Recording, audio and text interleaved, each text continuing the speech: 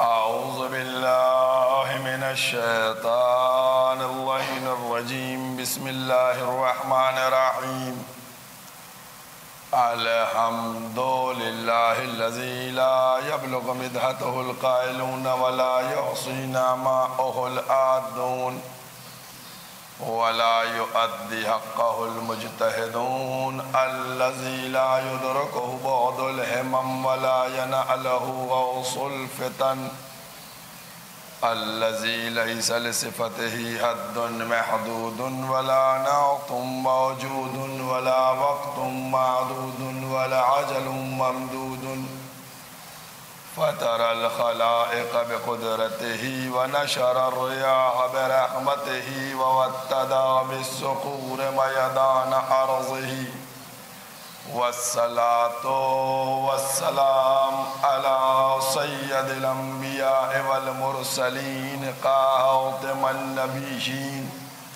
سيدنا الممجد بشير المسدد نذير المؤيد المصطفى الأمجد المحمود الأحمد أبي القاسم محمد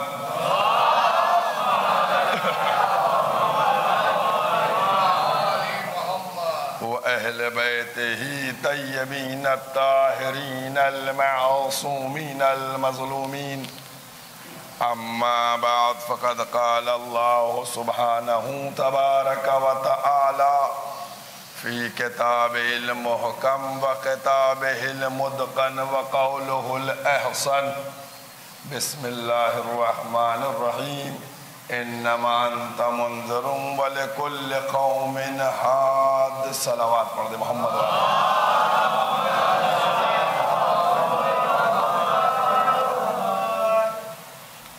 قرآن کریم کے یہ الفاظ جن کو مسلسل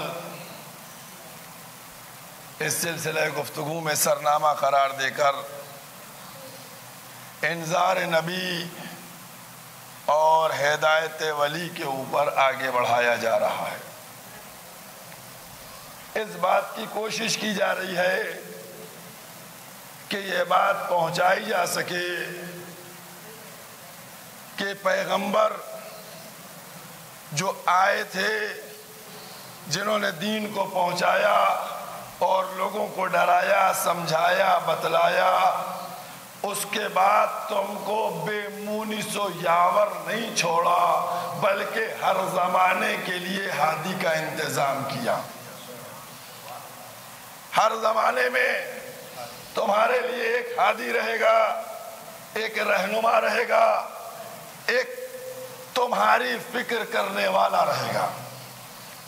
اب آئیے اس بشریت کو سمجھیے، اس انسان کو سمجھیے۔ یہ انسان کیا ہے؟ قرآن مجید کا 31 نمبر سورہ، سورہ لقمان، آیت کا نشان 20۔ ایک ایک لفظ کے اوپر غور کیا کیجئے آپ لوگ، اور میں کوشش کر کے حوالے اسی لیے دیتا ہوں۔ اللہ کہہ رہا ہے ہم نے اپنے بندوں کے لیے ساری نعمتوں کا انتظام کیا، جو ظاہری نعمت ہے وہ بھی انتظام کیا، جو باطنی نعمت ہے اس کا بھی انتظام کیا۔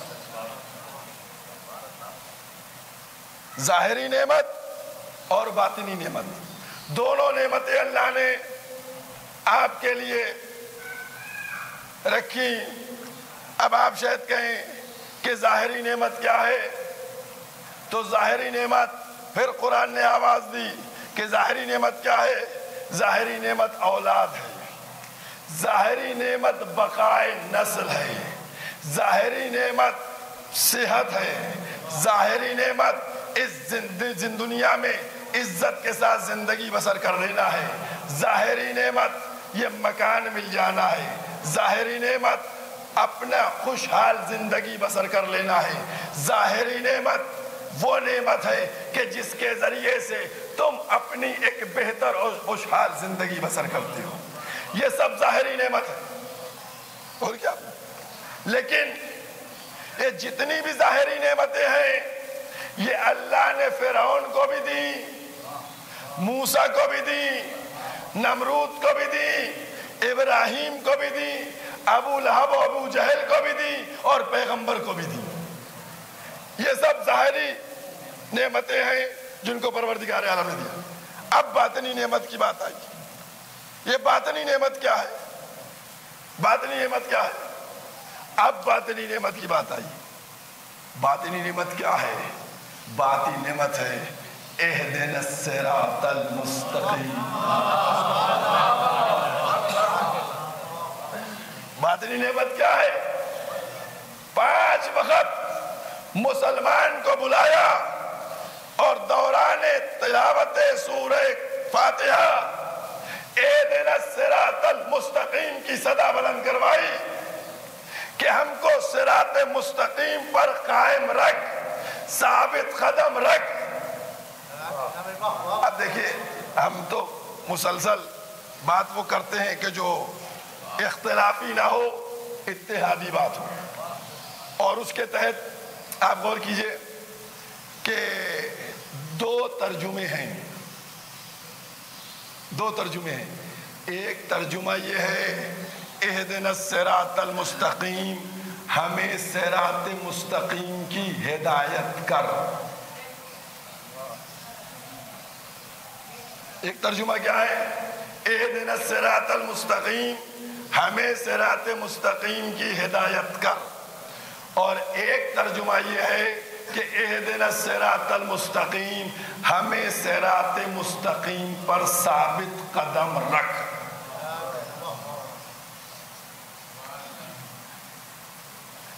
میں مسلسل اس بات کو کہتا ہوں، ایک ایک لفظ کے اوپر ثابت قدم رکھ اور صراط مستقیم کی ہدایت کر۔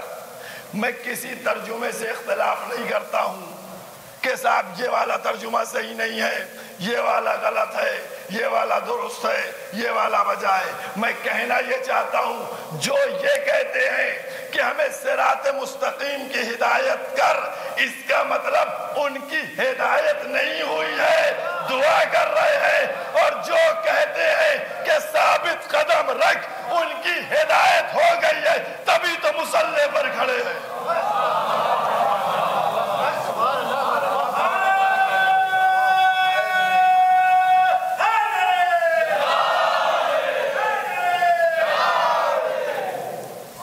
دیکھیے، ایک ایک موضوع کے اوپر اور ایک ایک لفظ ہے۔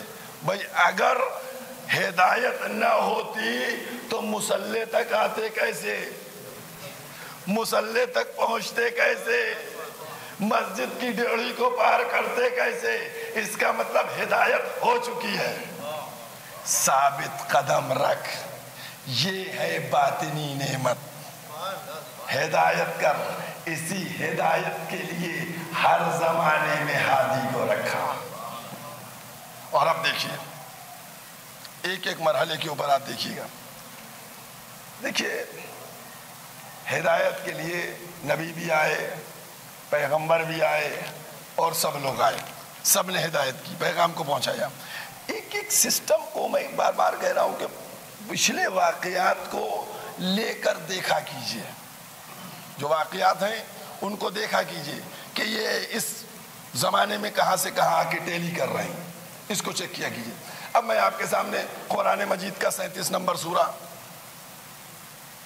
سورہ صافات، آیت کا نشان 75 اور 76، 75 76۔ دیکھیے، میں نے اس دن جناب نوح سے متعلق 2-4 جملے کہے تھے، اور وہ یہ جملے کہے تھے کہ اصحاب کشتی کو نجات ملی، اصحاب نوح کو نہیں، اصحاب السفینہ، جو سفینے کے اصحاب تھے ان کو نجات ملی، ان کو بچایا گیا۔ اب یہاں آواز دی جا رہی ہے، کیا آواز دی جا رہی ہے؟ خالق کہہ رہا ہے، سورہ یاد ہے نا، 137 نمبر سورہ ہے اور 75 اور 76 نمبر آئے تھے سورہ صافات۔ جناب نوح نے ہم کو پکارا، اللہ کہہ رہا ہے جناب نوح نے ہم کو پکارا، ہم نے فوراً جواب دیا، ہم نے نوح کے اہل کو بچا لیا۔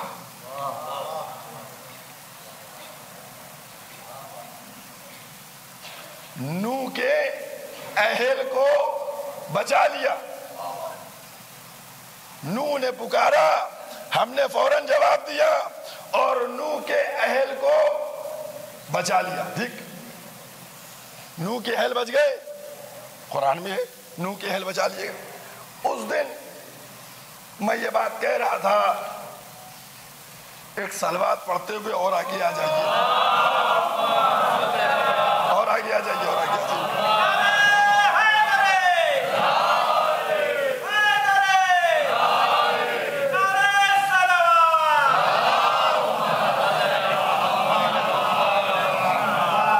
اس دن میں نے آپ کے سامنے بیان کیا تھا ود ریفرنس 66 نمبر سورہ کے ساتھ.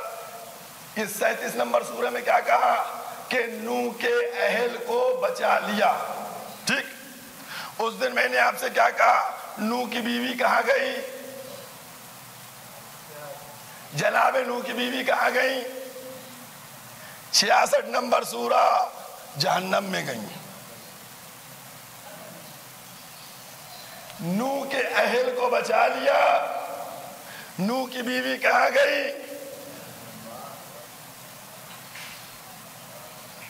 اور نہیں فرما رہے ہیں آپ. آج یہ لوگ الجھے ہوئے ہیں کہ اہل بیت میں کون کون ہے. بھائی ہم یہ کہتے ہیں اہل بیت میں علی ہے, فاطمہ ہے, حسن ہے, حسین ہے. اب اردو کا لفظ آپ سے بہتر کون ہے. ہم جب گھر والوں کی بات کرتے ہیں تو وہ گھر والی کو انٹری دیتے ہیں. بھائی ہم نے کہا گھر والے, انہوں نے کہا نہیں گھر والی. اب میں نے قرآن کا سہارا لیا, ہم نے کہا 37 نمبر سورہ میں چلو اور چل کر دیکھو اہل بچے یا نہیں بچے. کہاں بچ گئے. میں نے کہا بیوی گئی جہنم میں نہیں گئی, اس کا مطلب یہ ہوا بیوی اہل میں نہیں ہوتی ہے.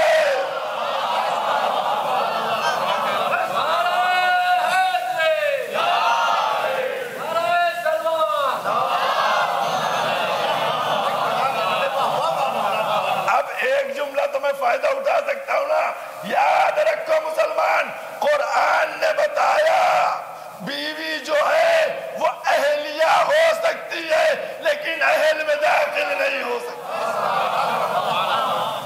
صلوات پڑھ محمد و آل محمد. اور اب دیکھیے ایک ایک لفظ کے اوپر غور کیجئے گا, ایک ایک لفظ.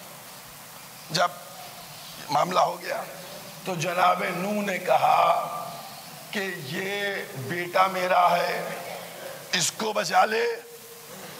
قرآن نے کیا کہا, لیسا میں, یہ تمہارے اہل میں سے نہیں ہے, یہ تمہارے اہل میں سے نہیں ہے. بھائی آپ غور کیجئے, رشتے دو قسم کے ہوتے ہیں, رشتے دو ہوتے ہیں. ایک نسبی رشتہ ہوتا ہے, ایک سببی رشتہ ہوتا ہے. نسبی رشتہ جو ہوتا ہے وہ اس کا بنایا ہوا ہے, باپ بیٹا بھائی دادا دادی نانا نانی یہ سب اس کا رشتہ بنایا ہوا ہے. ٹھیک ہے, پھپھی چچا یہ اس کا رشتہ بنایا ہوا ہے. آپ رشتہ بناتی ہیں کیا, داماد سالہ سسر, یہ رشتے ہم بنا لیتے ہیں. ایک ایک بات پہ غور کیجئے گا, یہ رشتے ہم بناتے ہیں, وہ رشتے وہ بناتا ہے نسبی رشتہ, باپ دادا. ابراہیم نوح نے جب بیٹے کے لیے دعا کی کہ یہ میرے اہل میں سے اس کو بچا لے, تو اللہ نے لیسا من اہلک کہہ کے نوح کے بیٹے کا جو نسبی رشتہ تھا کاٹ دیا. نسبی رشتہ ختم کر دیا. نسبی رشتہ ختم ہوا نہیں ہوا. اب آئیے, اس دن میں نے آپ کے سامنے ایک حدیث آپ کو سنائی تھی نا, اہل بیت کس کے مثل ہے, سفینہ نوح ہے, حدیث ہے نہیں, اہل بیت سفینہ نوح کے مثل ہے. جو آ گیا اس میں اس کو نجات ہے, بچ گیا. جو اس نے منہ موڑ لیا وہ غرق ہو گیا، ختم ہو گیا۔ سمجھ میں آیا نہیں؟ یہ سفینہ نوح کی جو مثال دی ہے کچھ سمجھ میں آ رہی نہیں آ رہی ہے؟ بھئی غور کیجئے گا، اگر سفینے سے صلبی بیٹا منہ موڑ لے تو غرق ہو جاتا ہے، تو اگر محمد کے اہل بیت سے رشتہ جوڑی بیوی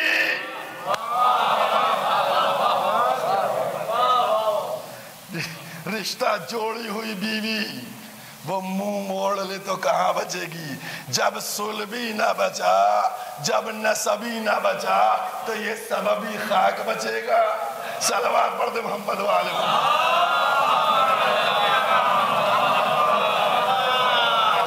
اور پھر ایک بات، انہی جملوں کے اندر ایک جملے کے اندر بات ہے،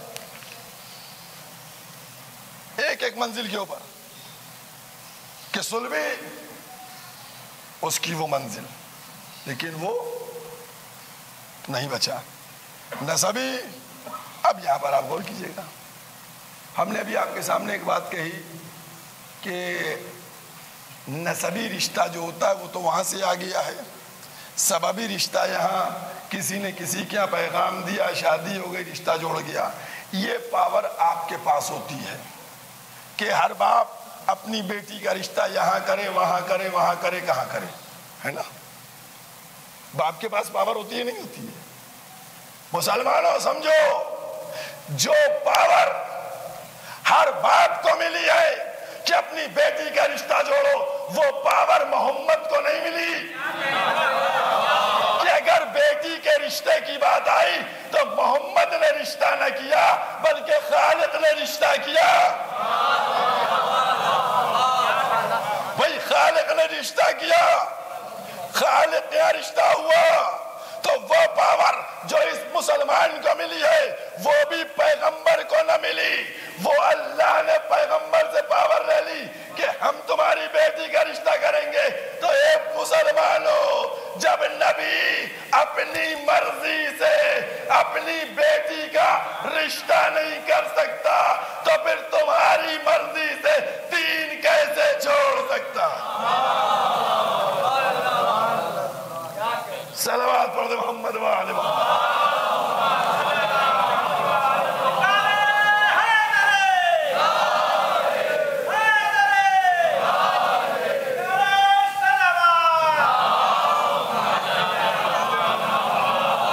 آپ ایک منزل کے اوپر، اور جب یہاں پر لے کے آیا ہوں کہ اہل بیت،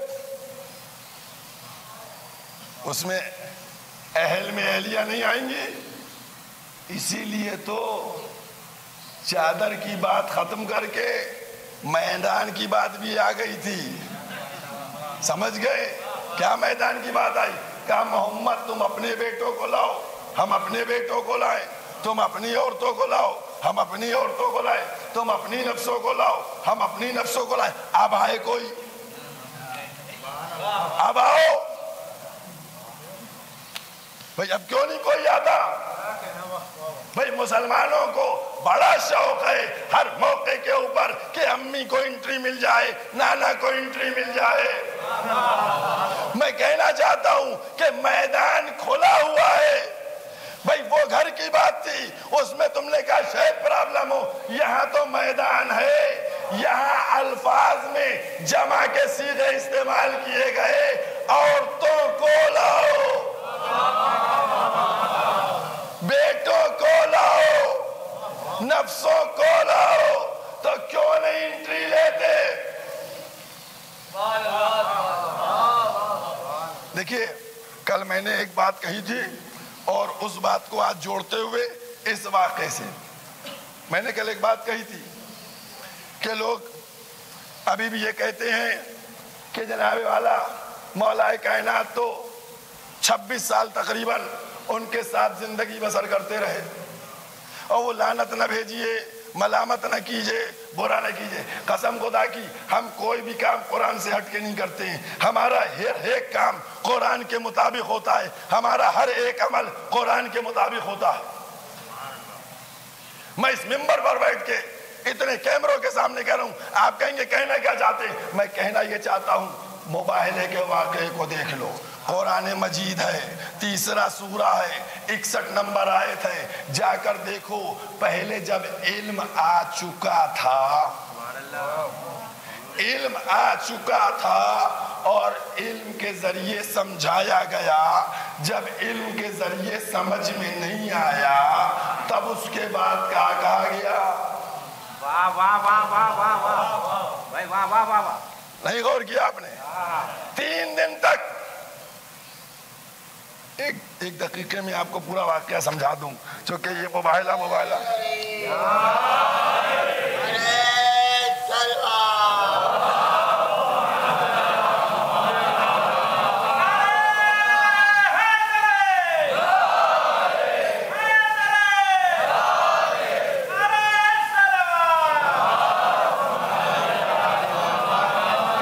بچوں کے لیے، تاکہ بچوں کے ذہن میں آ جائے۔ دیکھیے مباہلے کا واقعہ یہ سب ہوتا ہے، سنتے رہتے ہیں، تو میں نے ریفرنس تو دے دیا نا، 3 سورہ، سورہ آل عمران، آیت کا نشان 61۔ ہوا یہ کہ ایک بستی تھی نجران، اس بستی میں عیسائی رہتے تھے۔ وہ عیسائی یہ کہتے تھے کہ عیسیٰ جو ہیں وہ اللہ کے بیٹے ہیں، عیسیٰ اللہ کے بیٹے ہیں۔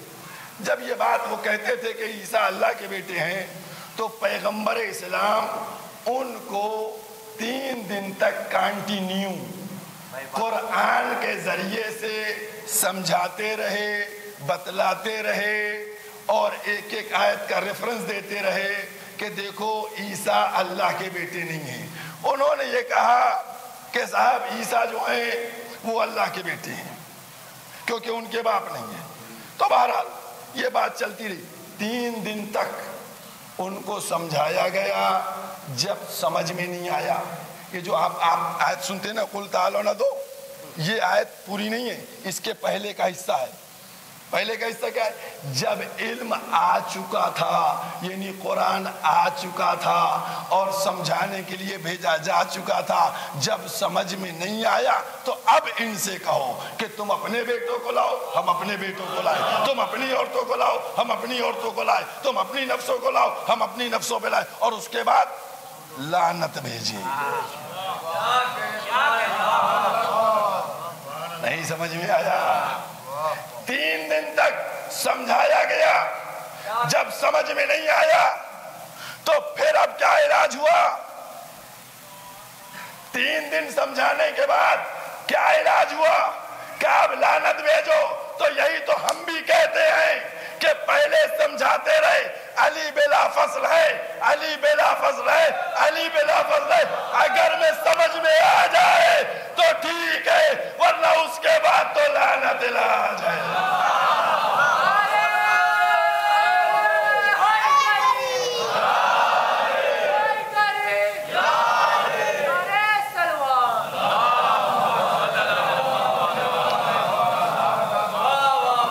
بھائی پہلے سمجھایا جاتا ہے اور اس کے بعد لعنت بھیجی جاتی ہے نا؟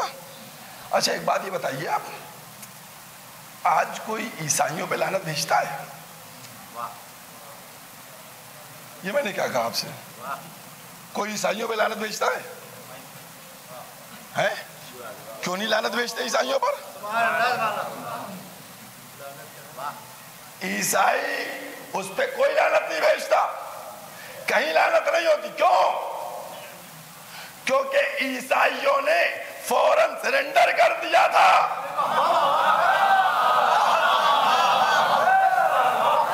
میرے جملوں پہ غور،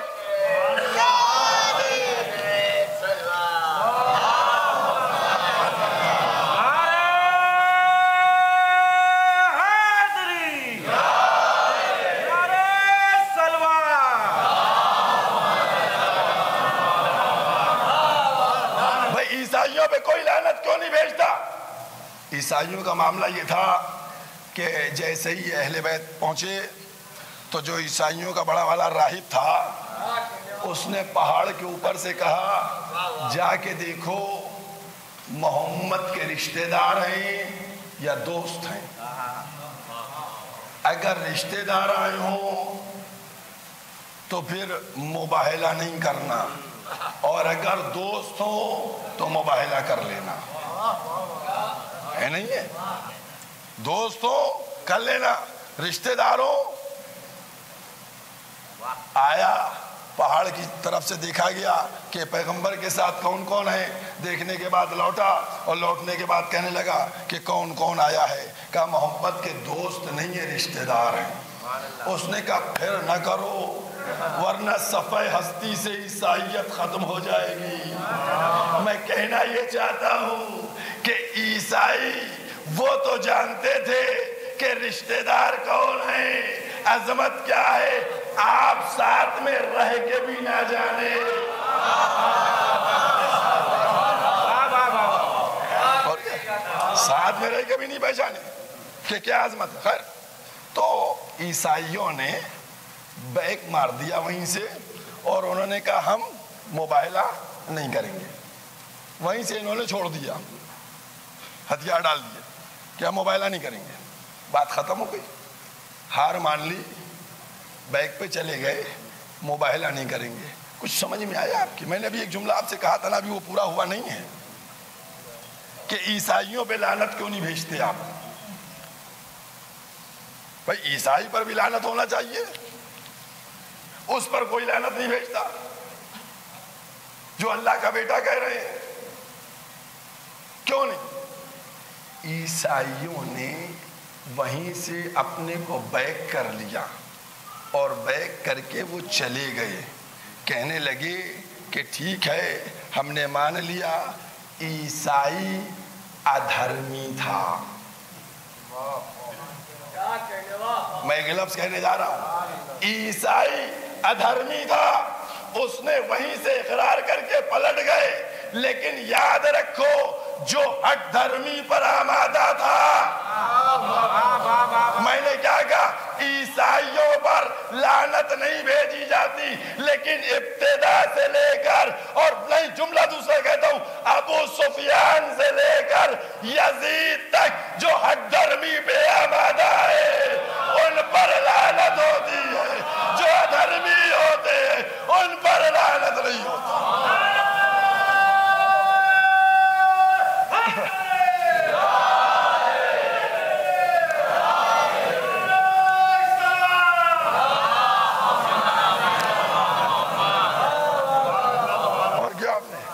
ادھرمی تھا, ادھرمی پہ لعنت نہیں ہے, جو ہٹ دھرمی پہ آ جائے. غور کیا آپ نے؟ اس کو چھوڑا بھی نہیں جاتا, اس کو چھوڑا نہیں جاتا. آپ دو جملے آپ سے کہہ دوں, ایک صلوات بلند آواز سے پڑھیے.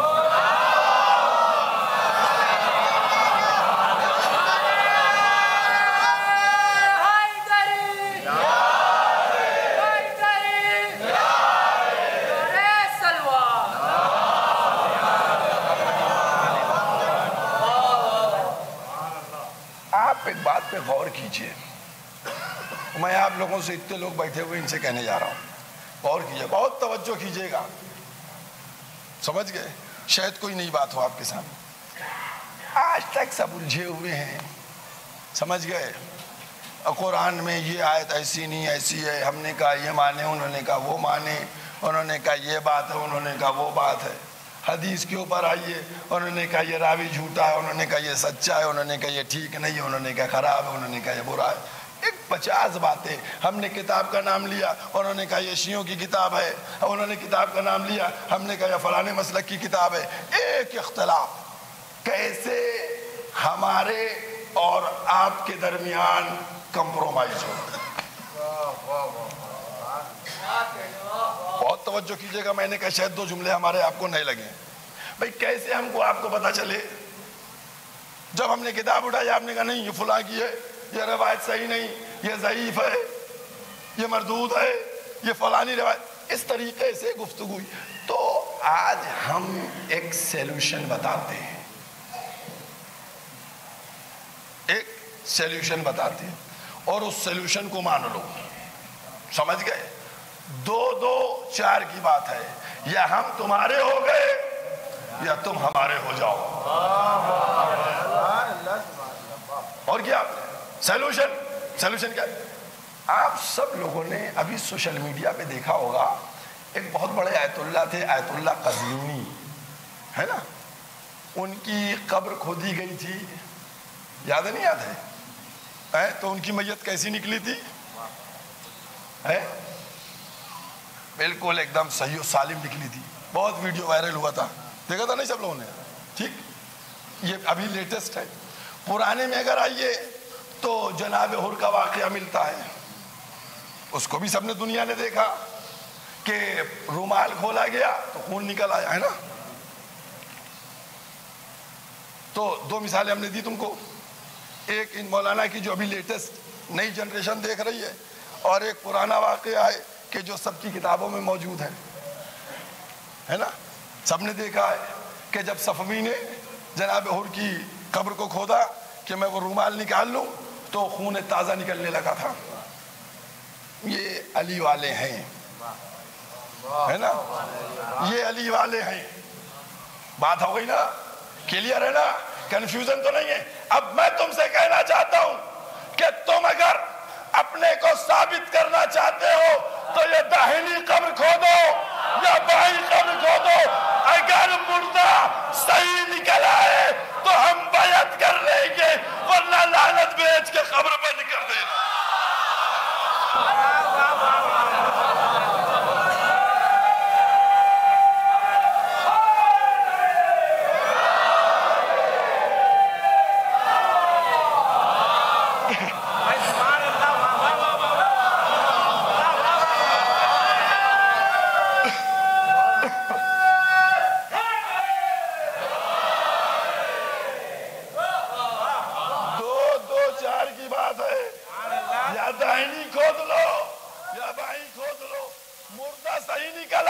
ہم بیعت کریں گے،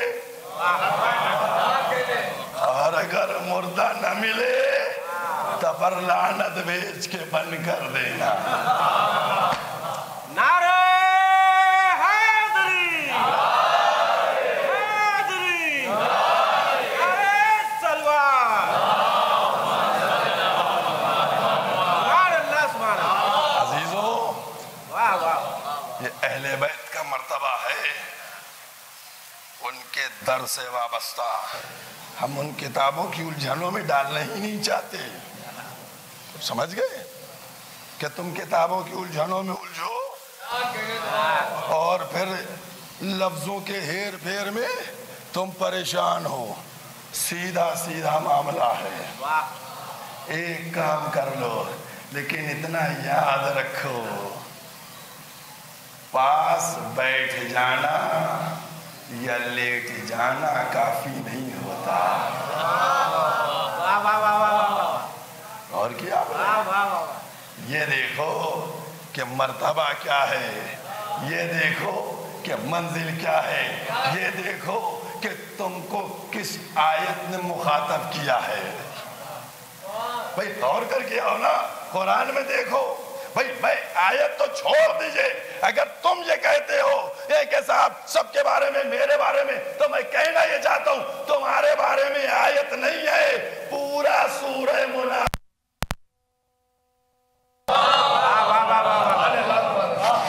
یہ جو دوہرا چرتر ہے یہ اسی کا ہے علامت۔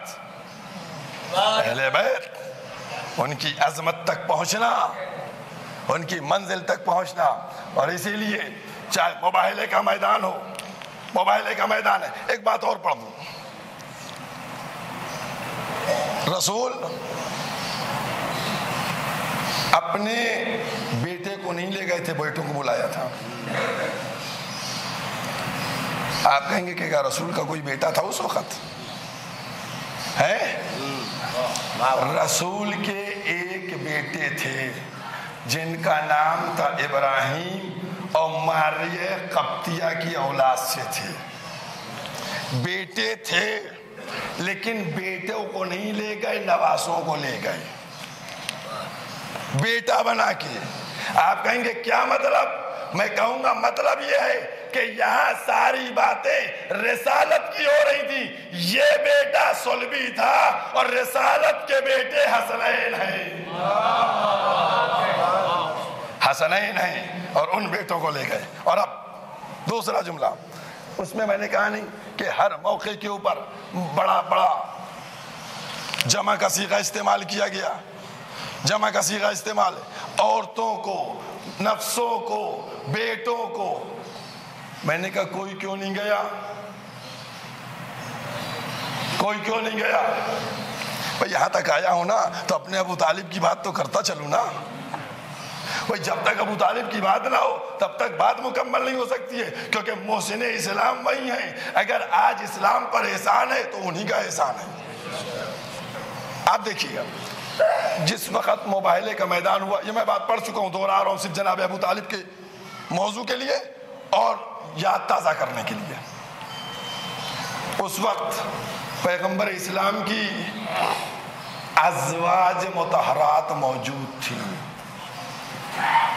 کم سے کم 7 موجود تھی. جب مباہلہ ہوا تو بیویاں موجود تھی. کسی بیوی کو لے گئے, کوئی بیوی گئی؟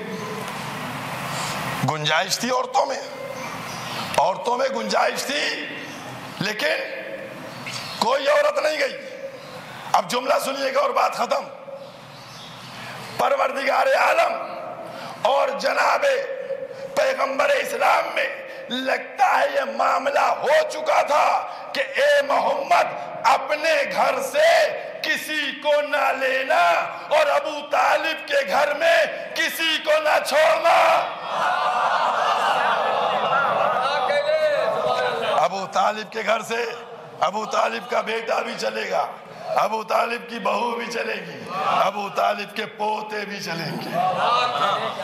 یہ عظمت جناب ابو طالب ہے, یہ مرتبہ ہے جناب ابو طالب کا.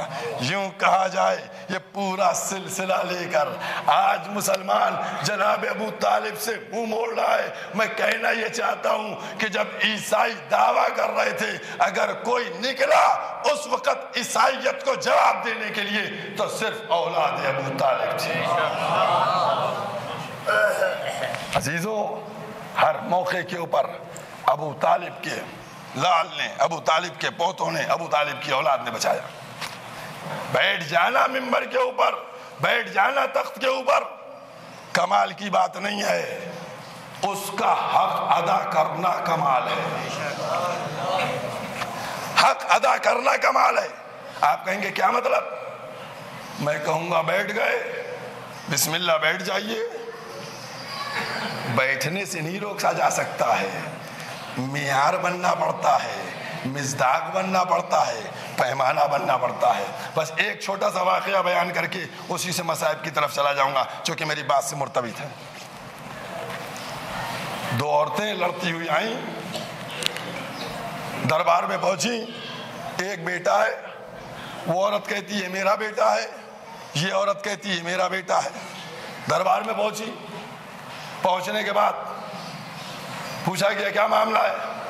خلیفہ صاحب زوم خلافت میں جھوم رہے ہیں. اب پتہ نہیں زوم خلافت میں تھے یا میخانے سے آئے تھے, کس میں جھوم رہے تھے؟ کہا کیا معاملہ ہے؟ کہنے گیا ایسا ایسا معاملہ ہے. کہنے کوئی ثبوت؟ اب ثبوت بھی نہیں, دلیل بھی نہیں, تو کیسے پتہ چلے بیٹا کس کا ہے؟ بات رک گئی, نہیں سمجھ میں آیا. بیٹھا تھا چاہنے والا, کہ پریشان نہ ہو, اس کا جواب ملے گا. جہاں کچھ نہیں ملتا ہے, کہیں جواب نہیں ہوتا ہے, وہاں علی جواب دیتے ہیں. آئے مولا کے پاس, سوال کیا مولا ایسا ایسا معاملہ ہے, یہ دونوں اس کے بارے میں ضد کر رہی ہیں, میرا لڑکا ہے. مولا کائنات نے پوچھا تمہارے پاس دلیل؟ کہا نہیں. کہا تمہارے پاس دلیل؟ کہا کوئی دلیل نہیں. کہا تو پھر کیسے فیصلہ کیا جائے؟ دونوں آوازیں بلند کری میرا بیٹا ہے. مولا کائنات نے آواز دی قمبر. کہا جی مولا. کہا آری لے کے آؤ. جیسے ہی آری کا نام سنا ایک عورت تڑپنے لگی. کہا یہ آری کیوں منگوائی؟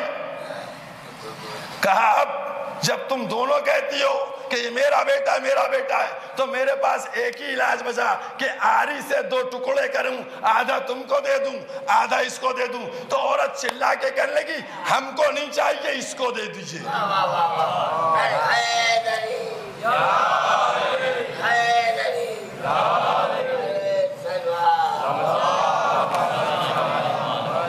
کچھ پتا چلا آپ کو؟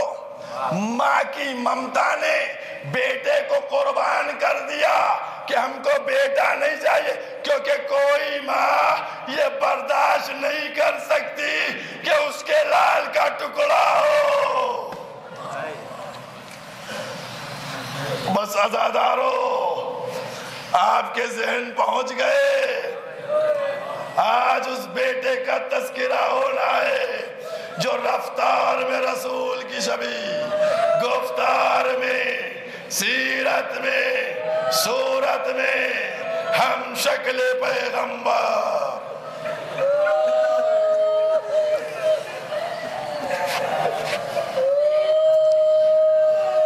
ہم شکل پیغمبر کا تذکرہ ہے آج۔ عزادارو، اے میری بیویوں، یہ اتنی بڑی تعداد میں جب وہ خواتین بیٹھی ہیں، آج تم کو حسین کے بیٹے کا ورثہ دینا ہے۔ عزاداران امام مظلوم، ایک بزرگ عالم کربلا میں رہتے تھے۔ ایک دن انہوں نے خواب میں دیکھا امام حسین کو، امام حسین زخموں سے چور، پورا جسم زخموں سے چھلنی، بے قرار، اٹھ گئے گھبرا کے، رونے لگے، دن بھر ماتم کیا، مجلس ہوئی، یا حسین کی صدا بلند ہوئی، رات ہوئی، پھر وہ سوئے، کیا دیکھا؟ آج پھر امام حسین خواب میں، آج جو دیکھا تو دیکھا امام حسین ٹھیک ہے، بالکل صحیح ہے۔ انہوں نے ہاتھ کو جوڑا، کہا مولا یہ بتائیے کل تو اتنے زخم تھے، آج ٹھیک کیسے ہو گئے؟ تو مولا نے جواب دیا کہ جب اس پہ مرہم لگتا ہے تو زخم ٹھیک ہو جاتے ہیں۔ کہا مولا مرہم کیسے لگتا ہے؟ کہا جب آنسو نکلتے ہیں تو میرے زخموں کا مرہم۔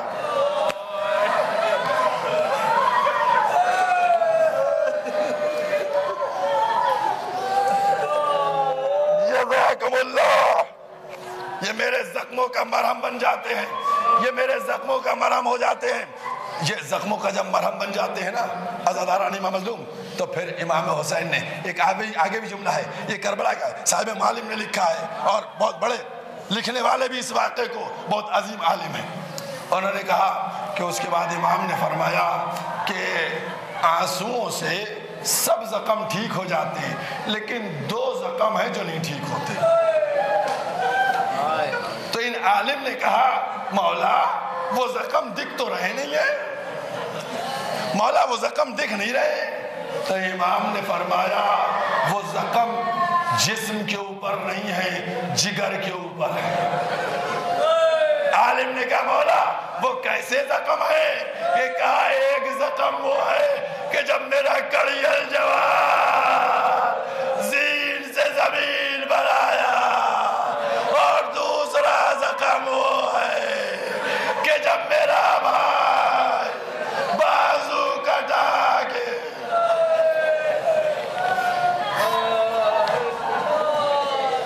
جزاکم اللہ، جزاکم اللہ۔ عزادارو، مصائب مکمل پڑھوں گا، 6 محرم ہو گئی ہے عزادارو، تم سچ بتاؤ رو پائے ابھی تک؟ ابھی رو نہیں پائے، ابھی ہمارے یہاں رومال سوکھے ہیں۔ عشرہ ختم ہونے کے نزدیک آ گیا، بی بی پرسہ دینے والے پرسہ دے رہے ہیں۔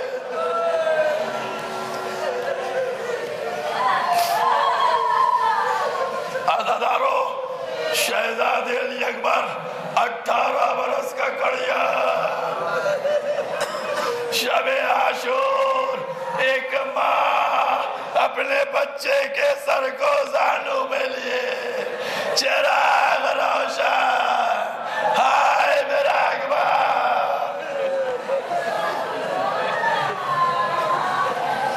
جزاکم اللہ، جزاکم اللہ۔ عزاداران امام مظلوم، جناب لیلہ، میں بار بار کہتا ہوں مائیں تصور کریں کڑیل جوان زلفوں میں ہاتھ ڈلا ہوا ہے، بیٹا بیٹا بی بی کے سامنے سرخرو کر دینا،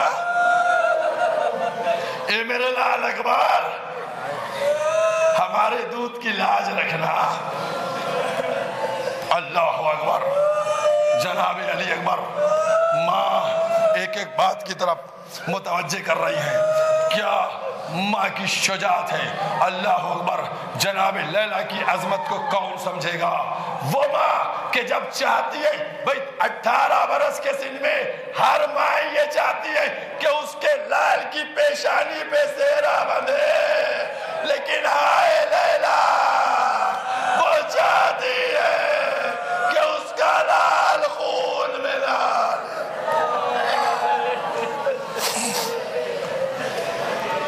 جزاکم اللہ، جزاکم اللہ۔ عزاداروں، جناب لیلا کس طریقے سے صبح نمودار ہوئی، علی اکبر گلدستہ اذان میں پہنچے، صدائے تکبیر بلند کی۔ عزاداران معلوم، ہر لفظ کتاب میں لکھی ہو اور تم سمجھو، یہ نہیں کبھی فکر بھی کر لیا کرو۔ سچ بتاؤ، مظلوم امام کو جب صدائے تکبیر سنی ہوگی، اللہ اکبر، کیا حسین نہ روئے ہوں گے؟ ہائے میرا اکبر۔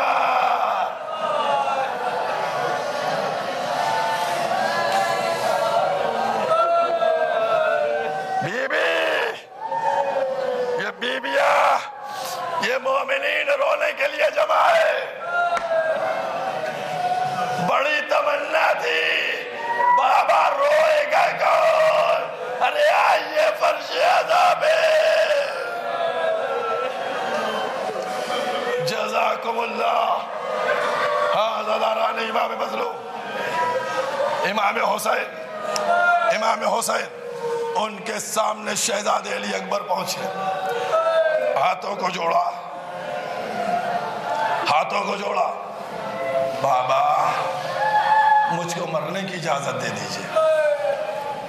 علی اکبر کو دیکھا، سر کو جھکا لیا، تم تو میرے نانا کی شبیہ ہو، میں تو جب نانا کی زیارت کا مشتاق ہوتا ہوں تو تم کو دیکھ لیتا ہوں۔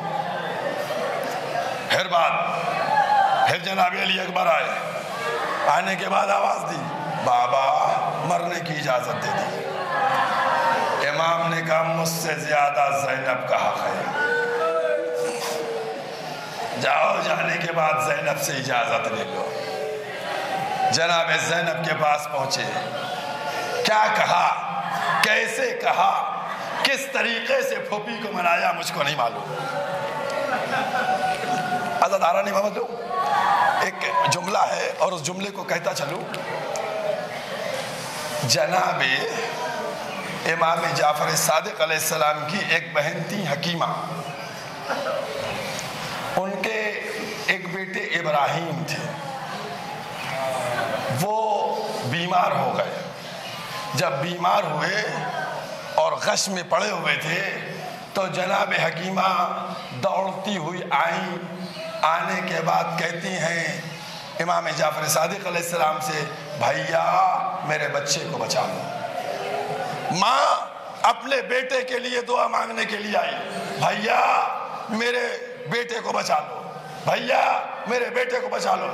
امام نے کہا بہن پریشان نہ ہوئیے، جائیے غسل کیجئے، غسل کے بعد 2 رکعت نماز حاجت پڑھیے، اس کے بعد زیر آسمان بالوں کو کھول لیجئے، بیٹے کے لیے دعا کر لیجئے، بیٹے کی آپ کو زندگی مل جائے گی۔ اب عزاداروں تم بتاؤ کہ جب علی اکبر نے اندر اجازت لی ہوگی اور اجازت لے کے نکلتے لگے ہوں گے تو پھر کیا جناب لیلا خیمے کے اندر رہی ہوں گی؟ ارے کیا بالوں کو نہ پریشان کیا، بچے کے لیے دعاؤں کو ہاتھ نہ بلند کیے۔ جزاکم اللہ۔ ایک ایک جملہ، اے عزاداروں میں نے کہا نہیں ہے روز تم بی بی فاطمہ کو ان کے لال کا پرسہ دیتے ہو، آج غریب امام کو مظلوم امام کو ان کے لال کا پرسہ دینا ہے۔ امام نے علی اکبر کو دیکھا، علی اکبر کو دیکھنے کے بعد بابا میں اجازت لے آیا۔ امام نے کہا ہاں کیوں نہ لی ہوگی اجازت، تم گفتار میں بھی رسول کی شبیہ ہو۔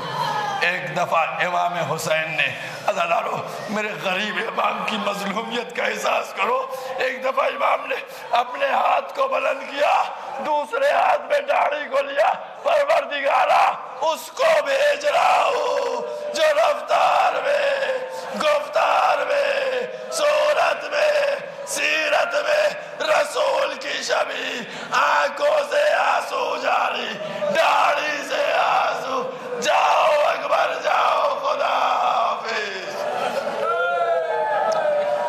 جزاکم اللہ، جزاکم اللہ۔ جناب علی اکبر، جناب علی اکبر اجازت ملی، کیسے مولا نے رخصت کیا۔ اس کے بعد امام حسین نے علی اکبر کو سوار کر دیا۔ امام سوار کرنے کے بعد کہا جاؤ بیٹا خدا حافظ۔ عزاداروں ایک جملہ تم لوگ سنتے ہو، مولا امام ہیں، مولا معصوم ہیں، ہے نا، مولا امام ہیں، مولا معصوم ہیں، اس میں کوئی شک نہیں، لیکن مولا باپ ہے، مولا باپ ہے۔ اب باپ کا ایک جملہ سن لینا، باپ کا۔ جب علی اکبر بہت تیزی سے گھوڑے کو ایڑ پہ ایڑ دے کر میدان کی طرف جا رہے تھے کہ بابا کے دشمنوں کو واصل جہنم کروں، تو ایک دفعہ علی اکبر کے کانوں میں کسی کے قدموں کی آواز آئی۔ اب جو آواز کے اوپر منہ گھمایا، بوڑھا باپ کمر کو پکڑے دوڑا تھا، اے علی اکبر،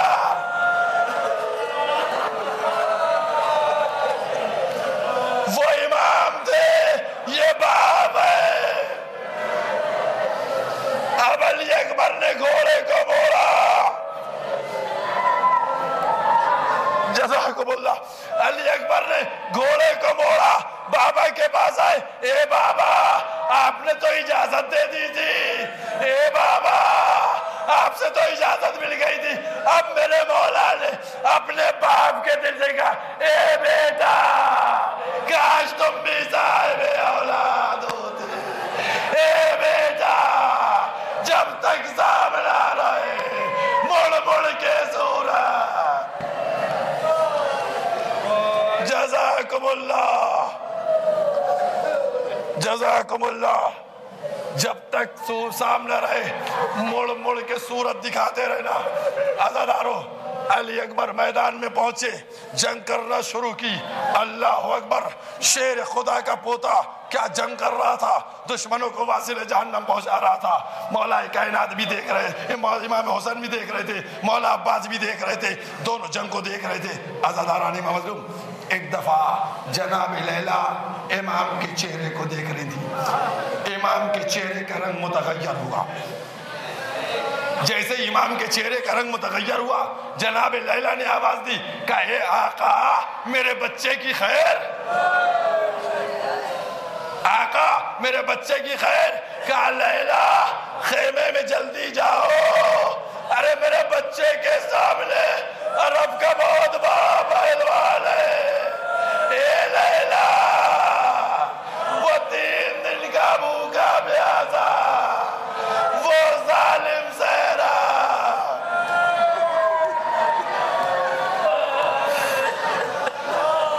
جزاکم اللہ۔ لیلا ہمارا بچہ 3 دن کا بھوکا پیاسا ہے، وہ ظالم سہراب ہے۔ بکر ابن غانم جو بہت بڑا عرب کا پہلوان تھا، وہ مقابلے میں آیا۔ ایک دفعہ امام حسین نے کہا لیلا کا جی آقا کا لیلا میں نے نانا سے سنا ہے اگر ماں اپنے بیٹے کے حق میں دعا کرے تو دعا قبول ضرور ہوتی ہے۔ ایک دفعہ آواز دی لیلا جاؤ بالوں کو پریشان کرو، ہاتھوں کو بلند کر دو۔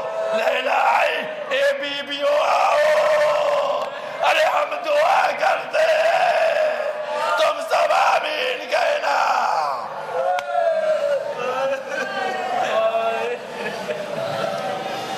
لیلا نے بالوں کو پریشان کیا، دعا کرنا شروع کی، یعقوب سے یوسف کو ملانے والے، ہاجرہ سے اسماعیل کو ملانے والے، میرے لال کو مجھ سے ملا دے۔ ادھر یہ جملہ ہوا، ادھر باہر سے تکبیر کی صدا آئی، امام در خیمہ پہ آئے، کہا لیلا تمہارا بیٹا فاتح رہا، اس نے دشمن کو ختم کر دیا۔ علی اکبر نے گھوڑے کو موڑا، گھوڑے کو موڑا، آئے، کتنی بڑی کامیابی تھی، اس کامیابی کو لے کر آئے، آنے کے بعد اپنے بابا کے سامنے کھڑے ہو گئے، بابا بابا پیاس مارے ڈالتی ہے۔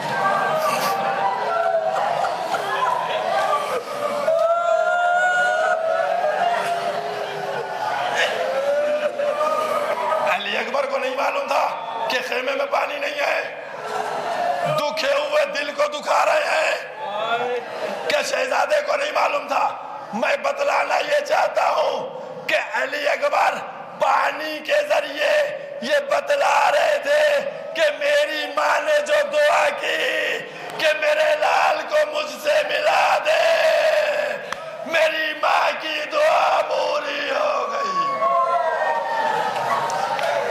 بس ابھی 2-3 دقیقے مصاحب اور پڑھوں گا، ابھی شہزادے علی اکبر کا ماتم بھی کرنا ہے، ابھی شہزادے علی اکبر کا تابوت بھی برآمد ہوئے گا۔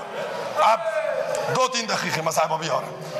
امام حسین نے کہا بیٹا علی اکبر تم اپنی زبان میرے دہن میں دے دو۔ علی اکبر نے جیسے ہی زبان مولا کے دہن میں دی، فوراً کہا بابا آپ کا دہن تو مجھ سے زیادہ سوکھا ہے۔ اس کے بعد کہا، انگوٹھی کو اتار کے دیا، علی اکبر کے دہن میں رکھا، کہا جاؤ بیٹا جاؤ، خدا حافظ، اب اپنے نانا اور ساقی کوثر کے ذریعے سے سیراب ہونا۔ علی اکبر میدان میں آئے، اللہ اکبر کیا شجاعت کے جوہر دکھلا رہے تھے، اللہ اکبر کیا شجاعت تھی، کیا عالم تھا۔ عزادارو اس شجاعت کا مظاہرہ کر رہے تھے۔ ادھر غریب امام اپنے بیٹے کی جنگ کو دیکھ رہا تھا۔ ظالموں نے ایک دفعہ امام کس طریقے سے علی اکبر کو نرغے میں گھیر لیا۔ اب جو ظالموں نے گھیرا، ایک شقی نے چھپ کر ایسی برچھی ماری، شہزادے کے سینے میں پیوست ہو گئی۔ شہزادہ اب زین پہ سنبھل نہ سکا، زمین کی طرف چلا، لیکن وفادار گھوڑوں کی گردن میں ہاتھ ڈال دیا۔ گھوڑا اب جو چلا، جدھر سے علی اکبر چلے، کوئی تیر مارتا، کوئی تلوار مارتا، کوئی نیزہ مارتا ہے۔ اے آقا میرا سلام ہے آقا، جزاکم اللہ۔ بس عزادارو ہمت نہیں ہے، لیکن 2 دقیقے 1-2 دقیقے میں نہیں چاہتا ہوں کہ کچھ کمی رہ جائے مصائب میں۔ عزادارو یہ گریہ کے دن ہے، امام چلے بیٹے کی آواز کے اوپر۔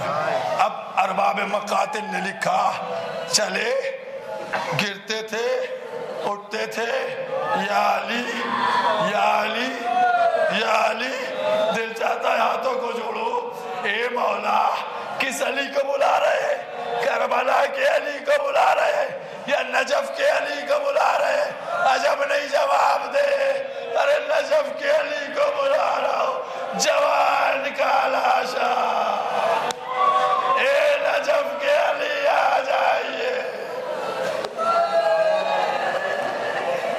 جزاکم اللہ، جزاکم اللہ۔ بس عزادارو امام حسین جناب علی اکبر کے سرہانے پہنچے، باپ تھے، بیٹے کی تکلیف ذرا سی بھی برداشت نہیں تھی، بیٹی کی اذیت ذرا سی برداشت نہیں، باپ تھے، گئے۔ عزادارو یہ میں نے جملہ کتاب میں پڑھا ہے، میں نے جملہ پڑھا ہے، مظلوم امام نے جاتے ہی اپنا رخسارہ علی اکبر کے رخسارے میں رکھ دیا۔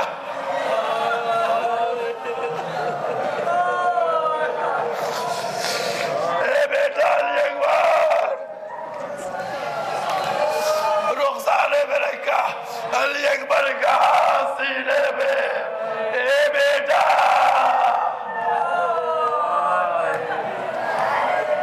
کہا بابا سینے پر برچی لگی تھی، میں نے برچی نکال دی، لیکن بابا نہیں میرے سینے میں ہے۔ جزاکم اللہ۔ بس عزادارو مجلس ختم ہو گئی۔ حسین بابا بڑی اذیت ہو رہی ہے، سینے میں برچی کی نہیں رہ گئی ہے۔ بس عزادارو جیسے ہی بیٹے نے کہا بڑی اذیت ہو رہی ہے، حسین نے آستینوں کو چڑھا لیا، گھٹنے کو زمین میں ٹیکا، ہاتھ کو سینے کی طرح بڑھایا، یا علی اب جو مرضی نکلی